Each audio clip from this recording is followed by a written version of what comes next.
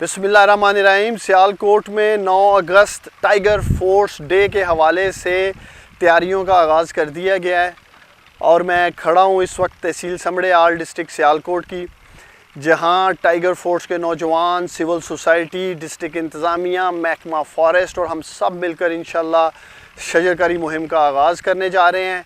9 अगस्त को वज़ीराعلی पंजाब उस्मान बزदار साहब सियालकोट तशरीफ़ लाएंगे। इसी शजरकारी मुहिम का वो हिस्सा बनेंगे। 1 लाख पौधे सियालकोट में हमने फ़ैसला किया है टाइगर फोर्स के नौजवानों के साथ मिलकर, सिविल सोसाइटी के साथ मिलकर, डिस्ट्रक्ट इंतज़ामिया के साथ, महकमः जंगलात के साथ मिलकर लगाने का। क्लीन ग्रीन पाकिस्तान, साफ़ सरसब्ज़ पाकिस्तान का इनिशिएटिव वज़ीराعظم इमरान साहब का, जिसे पूरी दुनिया में सराहा जा रहा है। क्लीन ग्रीन सियालकोट जो उसी इनिशिएटिव का हिस्सा है, साफ़ सरसब्ज़ सियालकोट, इंशाल्लाह ताला उस पे हम तेज़ी से काम कर रहे हैं।